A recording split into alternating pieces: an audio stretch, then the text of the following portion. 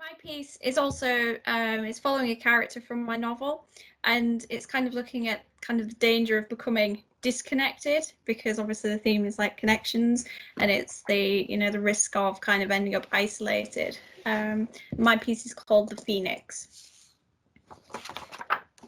A house fire didn't just smell of smoke like Austen had thought it would. It was the low, dirty smell of burned carpets and curtains and wallpaper, the plastic tang of electricals going fizz-pop. There was a hint of burnt chicken and hair that Austen tried to ignore, but then it would tickle his nostrils, and he'd breathe it in with a sigh.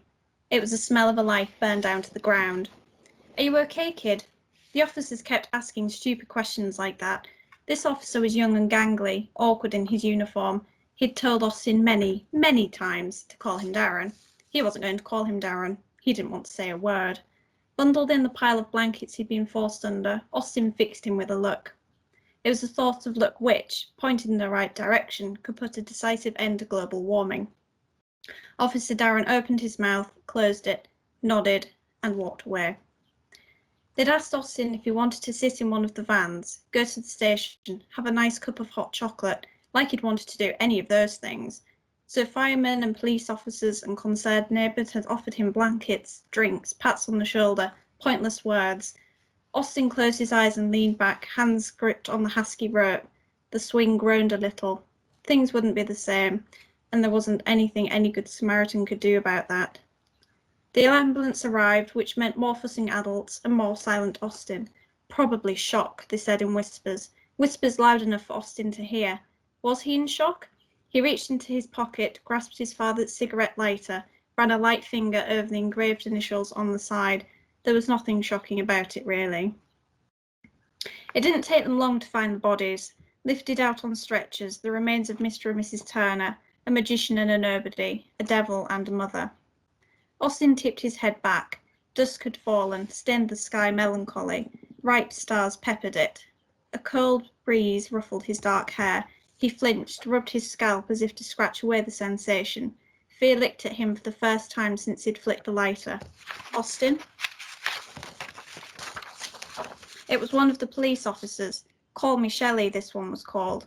She looked too friendly, mouth soft, forehead creased with just a little to show she cared, she understood. A paper cutout of motherly intent. Austen gripped the swings rope tighter. "I'm not leaving yet." "But, Austen," she said, stepping closer, slowly, like he was a wounded crocodile. "The body said, your parents are out of the house now. Surely you'd be more comfortable if the fire isn't out yet." Call me Shelley's face crumpled, teetered from friendliness to mild annoyance. "Why isn't this boy behaving like he should be doing?" her expression said. "None of the case studies prepared me for this shit." "There's nothing left, honey," her mouth said. Austen's eyes narrowed at the word honey. Why was everyone forcing sweetness on him? "I'm left." Call me Shelley opened her mouth, her lips a tart shape Austen liked better, believed, but her phone trilled. She shook her head, sighed, and answered the call, turned away and forgot about the blue-eyed boy on the swing. After a while, the house realized the battle was lost. One side of the roof sat like an empty laundry bag, pushed the porch to a jaunty angle. Austen leaned forward, and as wood creaked, rubble shifted, dust rose. It just sort of sank. Looking at the jagged pile, he couldn't believe all that rubbish had once been his home. "Any relations we can contact?" There weren't many he wanted to live with. He would as soon have grabbed a rucksack and headed off alone, but a couple of names were jotted down. Family was a sticky word for the Turners. His father's side, wealthy and magical. His mother's side, bankers and politicians and utterly forgettable. Austen had his father's looks, down to the chilly blue eyes and dark wavy hair, but he inherited his mother's upturned lips and complete lack of magic, which meant he was utterly forgettable too. Call me Shelley was on the phone again, gnawed her lip, tapped her empty hand on her leg. Austen's heart fluttered. His tiny list of possible homes, surely one of them would let him stay. He was 13, hardly a long-term commitment, but the officer was very quiet, teeth sinking into fleshy lip, hand going tap, tap, tap in rhythm with Austen's heart. She hung up and turned to the boy with a look of brightness that immediately set him on edge, like a switch had been flipped, like she didn't realise that Austen had been watching her for the past 20 minutes. "Looks like we're going to take you to the station for now," she said. Austin learned a valuable lesson that day.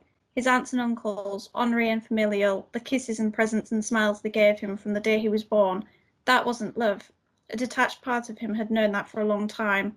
When you live in the biggest house on the poshest street, and your father is rich and your mother is rich, it's called politics. He stared out of the window as a police car rolled slowly away from the crumpled house, the swing, the street.